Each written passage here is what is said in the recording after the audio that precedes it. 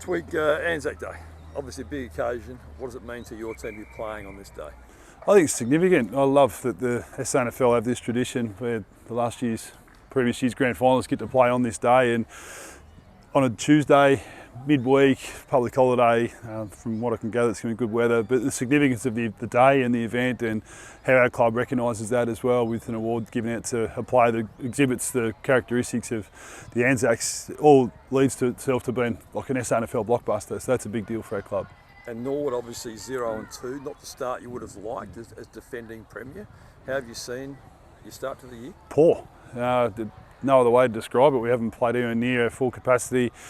We've come up against two teams that were pretty sharp in Eagles and Sturt, but yeah, we've had 19 days from the last game to when we play at North Adelaide here on Tuesday, so it's been a good opportunity to recalibrate and reset ourselves a little bit. And yeah, it's all before us. It's early in the season. It's a marathon, not a sprint, but we need to get going. I know Serge said you were 2-4 last year, won the flag. 0-2, how significant is it to be 1-2 and not 0-3? No, I'm not a ladder follower. I'm about us getting our game right, and this competition continues to improve each year. And any team who thinks they walk into a season above another team, they're kidding themselves. And we certainly didn't see ourselves as that. We were equal 10th going into round one, and we're sitting there at the moment. So we've got some work to do. We've got to continue to chip away at the right mix of players, and there's no doubt we've got to get going. But I'm not an alarmist type of coach. I'd rather focus on what we can do and be positive about how we can move forward into the season and get our game going, because it hasn't got it going so far. You've had injuries though, has that been the main reason, or do you look deeper than that? No, and who comes back? Whenever you're not going well, it's always the sum of a heap of little parts, and so probably not going to share all those little parts, but we've got to put some more time into the real detail and what goes into being a Norwood player and a Norwood team, and that wouldn't have been identifiable over the first 2 weeks, so we've got to get it right. And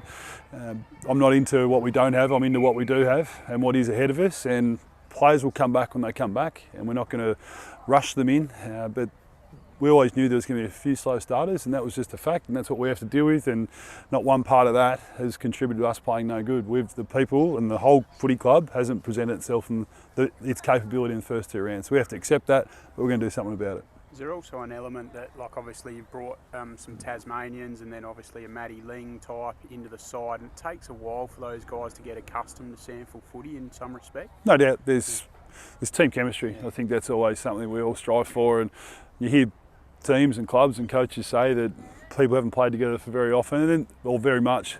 That is a factor, but it's not the only factor. We haven't got many players that have played to their capacity, which impacted our team performance.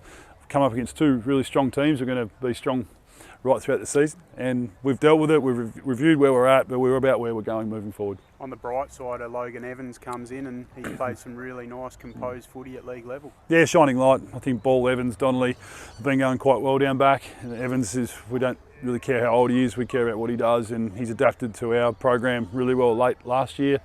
He's shown that he's capable of playing senior footy. He's probably felt the demands of it at various times, how intense it can be and aggressive it can be. But no, he's a player that we think can be a strong contributor right throughout 2023. 10 years since Norwood hosted Anzac Day 2013 it was, so it's a nice occasion for the Legs fans to come out and experience such a special day. Yeah, it is. Yeah, I think we all saw the gather around what this ground can provide when it comes to the crowds and the optics of that, and we'd like to think that supporters of both clubs will see this as a real opportunity to come and rally around both clubs on this really special day on our calendar as a nation, let alone as a competition. So let's hope we can really strong crowd from both clubs here on Tuesday. And the other element to it, it's a SANFL Super match as well. So the first time Nord get to host one of those with plenty of other activities going on around the boundary line. Yeah, well, Darren Chandler mentioned at the season launch about the Super match, and it's a great concept. I went to Sturt and Glenelg, and terrific to see the activations they got going around the ground and trying to increase attendances at our competition. So bonus that we get to have that, and I'd like to think that we'll get a really strong crowd here on Tuesday. Such a long time between games. Is it soul searching that you have done with your players, or have you put the heat on them? What's been the philosophy there? About what we can do, and trying to dwell and reflect too deep on what we're not doing is not going to help anyone. So we had a good positive outlook about what we can do and launch into this new phase of the season, and yeah, we're clear on the areas of the game we're going to identify that we're going to bring back to life, and there's no guarantee that that'll come to life straight away, but it will. And yeah, we'll excited about what the next phase of the season presents for us. And having been, as I said, 2-4 last year and achieved what you did, I guess with your squad you'd be very confident that it will come together at some point. Oh, well, when we haven't played to our capacity, we'd like to think that our best footy's ahead of us, and the team that improves their footy the most in this competition will be the team that stands up on the dice at the end of the year, and we're challenged to be able to improve our footy, which we're aware of. The feedback is that we're not at the level, so we'll improve it, we'll train it, we've identified things that we think we can add to our game or bring back to life, and I'm looking forward to seeing when that happens. How far away are Matty Panos and Jackson Callow? Callow will still be a few weeks. Panos is getting closer. Okay. What was Callow's injury? He had ankle surgery after his last game for Box Hill in 2022. Okay, and Panos has got a leg injury as well, isn't it? Yep, had a leg injury which he's been carrying since Christmas time, and it improved and had a slight setback on it, and we just committed to him being conditioned at a level that's going to be able to deal with the fullness of the season rather just to get back and play a game. Well, they're two pretty key players. We know what Panos, his capabilities, and Callow obviously is arguably one of the better forwards in the comp when he's up and about. Yeah, and Josh Richards is a pretty important player for us as well, who had major knee surgery at the end of the year, and Corey Stockdale, another player we're looking forward to getting back. So, yeah, those guys are probably the high profile ones, but yeah, and Pierce Seymour is probably the other player that we've probably missed a little bit in relation to what he brings in capability as a tall back, but also from a spirit perspective. So they'll come back when they come back. Key forwards are always nice to have in your team, but no, we've got a couple of players that good chance to debut on Tuesday, which I'll keep to ourselves just before we confirm it, but the team might have a slightly different look on Tuesday, and we want to keep bringing people in that are going to add to Norwood and make us better and capture that right mix.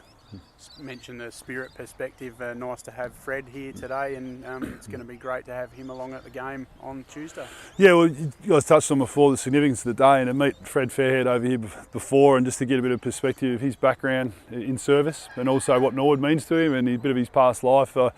I'm a big traditionalist and I like history, and to be able to be educated by Fred was really important for me just before, and he made me laugh as well, and I like people who can make me laugh, Zach. Don't we all? Excellent. Thanks, mate. Good day, boys. Beautiful.